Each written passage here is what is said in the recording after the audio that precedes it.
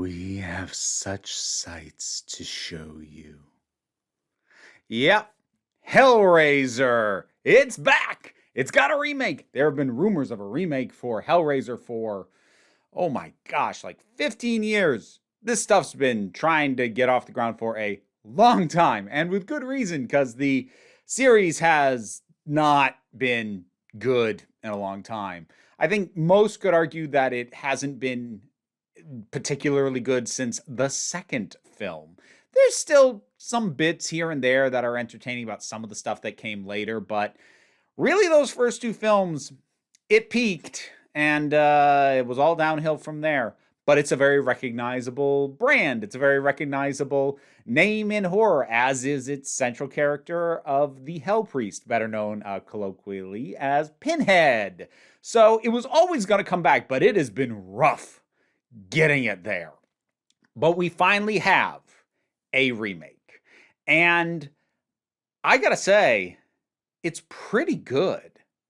I don't know if I'd say it's as good as either the first or the second, but it is certainly probably going to be more palatable for anyone who either wasn't around at the time in the 80s when the best of the original series was made, or if you, even if you're younger, if you don't have a particular appreciation for that era of horror, this is probably a better way to experience Hellraiser as a whole because it is. I almost was going to say it's doing something. It's not really. It's almost kind of a greatest hits of the first two movies in a way, but it is put together in a way that was very clearly done by people who care about this property, have a love of the best stuff of this property, and are trying to present that not just in a bullet point, here's all the good stuff way, but package that best stuff in a way that'll go down better for modern audiences. And for the most part, I do think they accomplished that.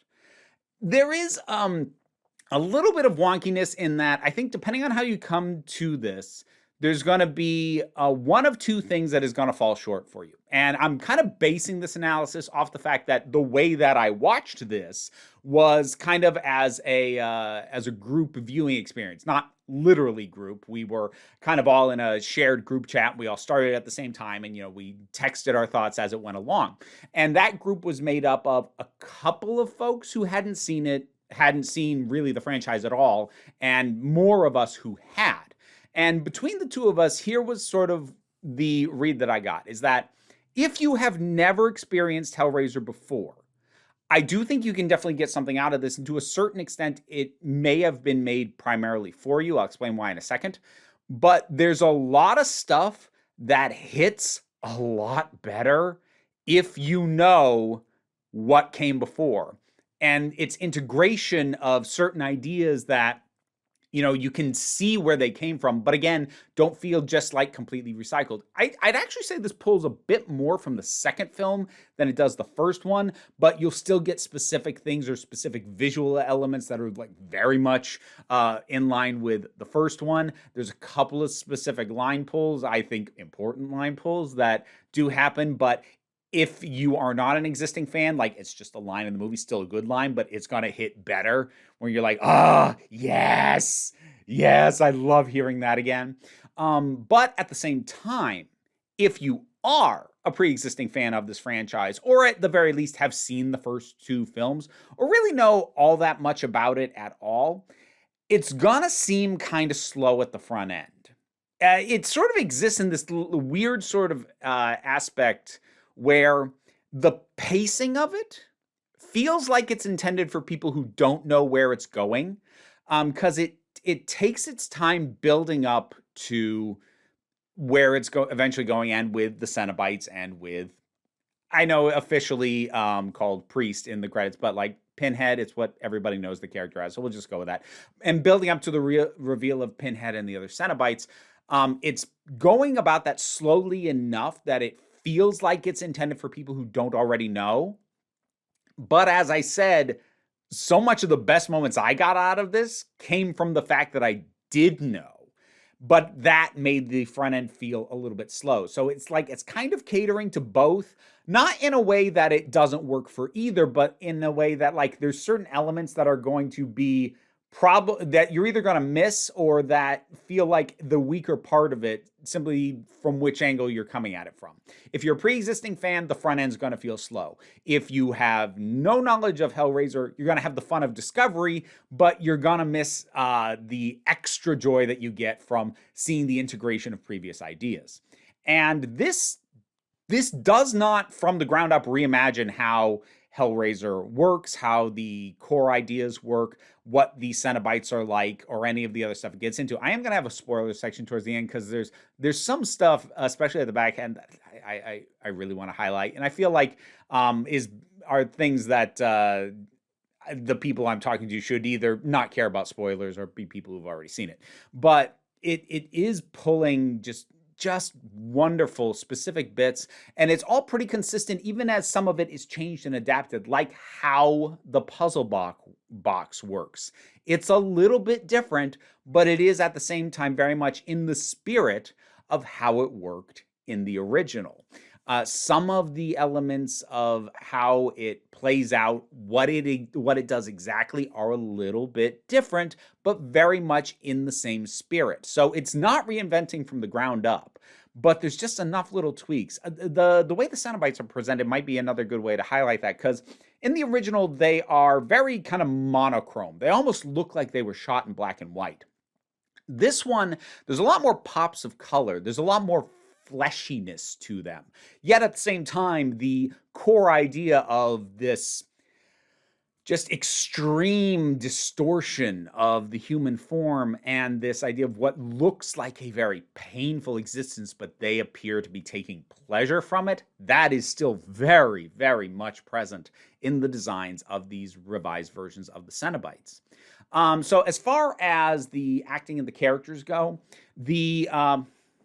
I'm just going to call it the victim pool, is solid. They are decently developed for this kind of thing. It's pretty easy to pick out a lot of the ones that aren't going to make it too far into this, but there are enough little touches that make them a little bit more palatable than a victim pool often can be.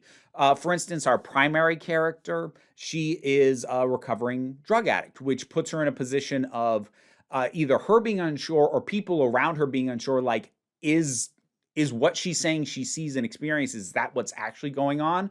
Has she relapsed? Has she had, is she started to hallucinate as a result of withdrawal from something? Like, it gives reason to bring doubt to what it is that she's saying she's seeing and believes is going on. So that's a nice extra touch that helps with that a bit. There's a character who just flat out is trying very hard to just nope out of this whole thing.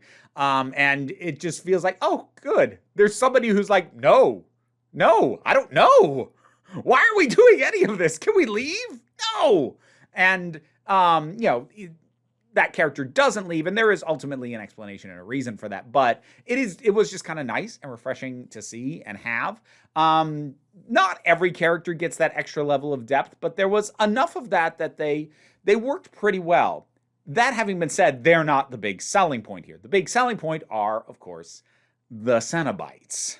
And while I think they're all good, with some really nice nods to some of the ones from the original series, the main focus here is going to be on Jamie Clayton, the new Pinhead.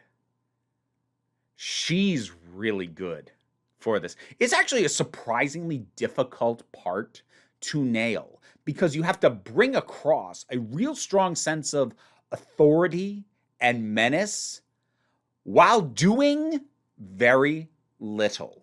That was sort of the main director's note that was given to the original actor, Doug Bradley, in the very first film. Do less. And to do not a lot in terms of physicality, in terms of really heavy fluctuations in the way that you are speaking the lines, but to still bring across that much menace and power and authority, that's not easy to do. And not a lot of actors can pull it off, to be honest. Jamie Clayton pulls it off really well.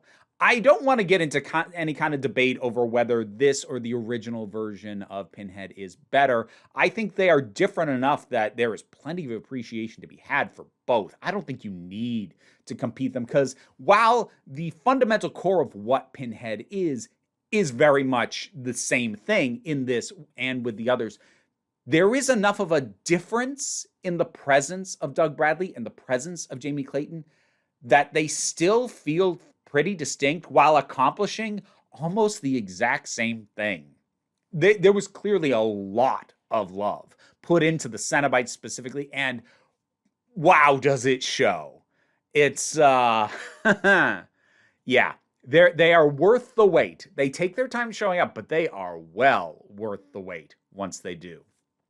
I kind of want to get into spoilers to get into some of the specifics a little bit more. My overall thing is like, be aware, this is gory, this is body horror, this is visually very beautiful at times, but in a very unsettling and unpleasant way, which is what Hellraiser should be. If that is not your bag, do not watch it because it goes hard into those elements of this franchise. And if that is your bag, go watch it. Go now. Have fun.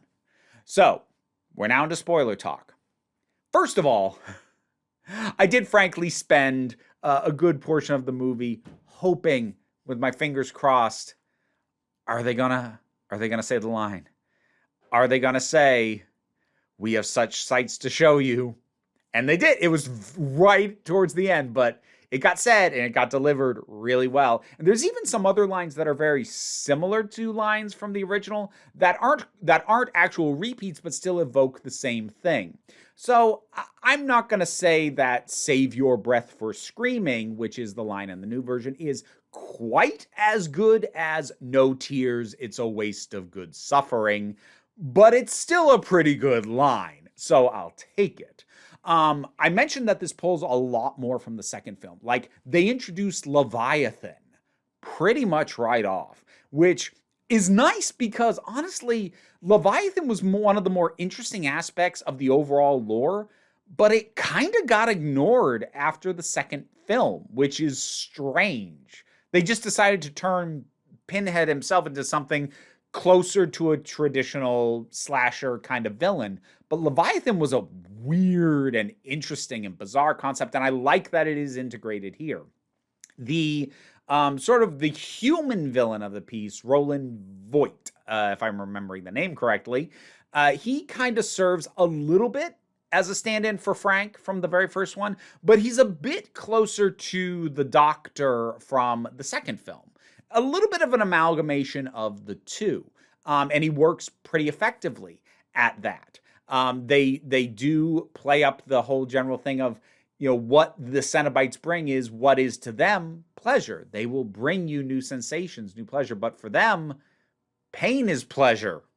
So, yeah, that you're gonna regret doing that. I do like the new way that the puzzle box works, in that it has these different forms and different configurations, and it has to cycle through all of them before you get to basically make your wish at the Cenobites. What of their available gifts do you want?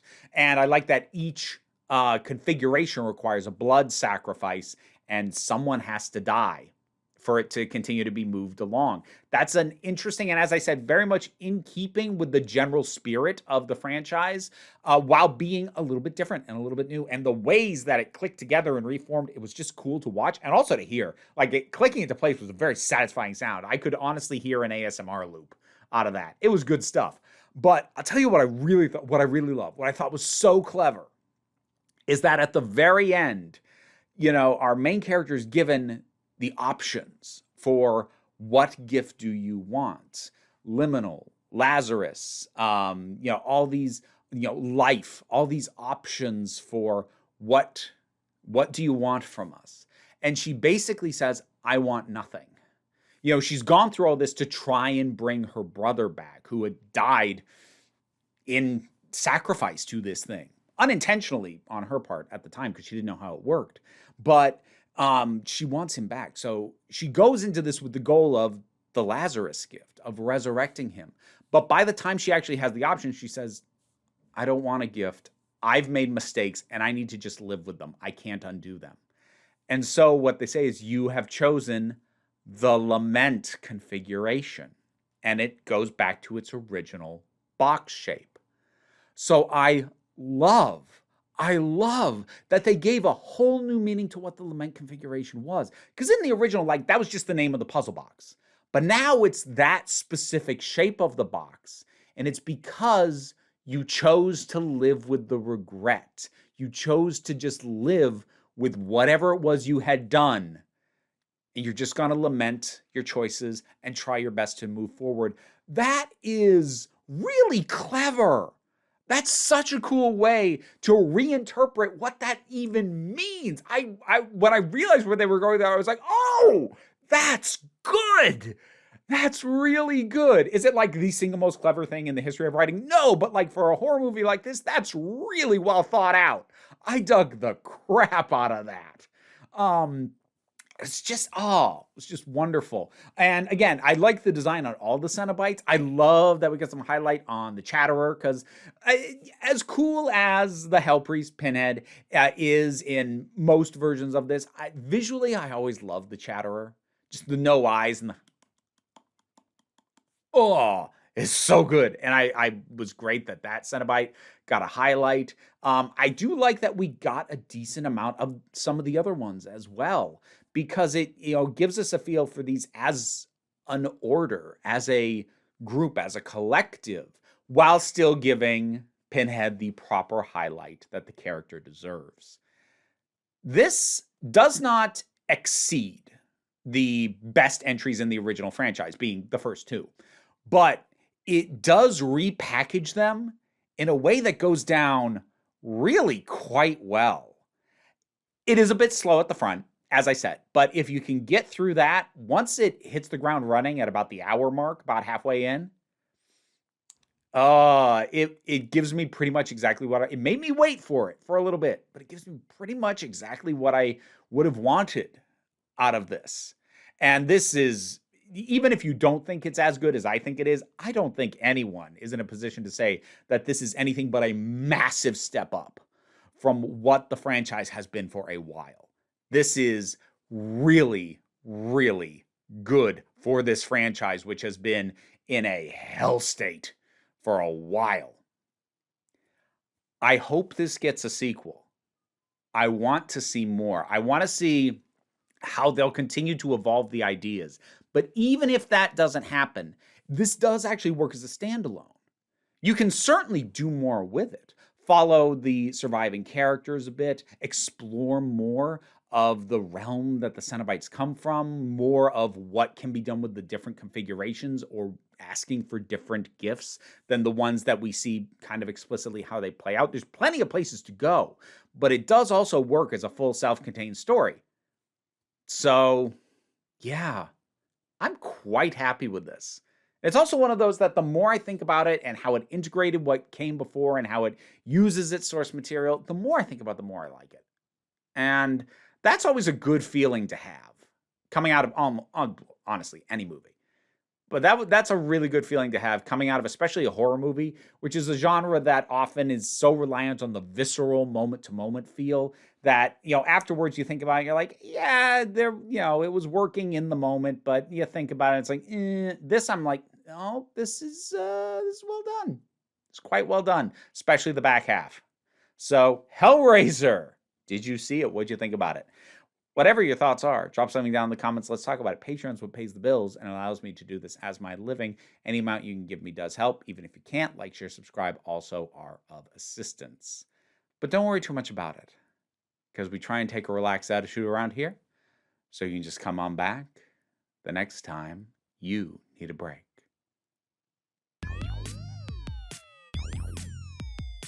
All right, time to thank my highest supporting patrons. Robin Moore, Zubin Lutfullah, Tarak, the thing that goes doink in the anime, Oliver B., Melinda Walters, Emu Delkey, Leotha Boyd, Toy Loli, Becky Sparks, Fernobulax, The Poodle, Zach, Bookworm, Tracy Scrabbit, Angry Casperol, Adam R.D.L. Taylor, Shayla Gourlay, Brendan LaRose, and TT. Thank you for your support. If you want to hear me try and say your name while this little guy tries to chew on my earrings, well, you can check out the Patreon or the support tiers that get you a shout out. Thanks so much. You are a pain in my butt.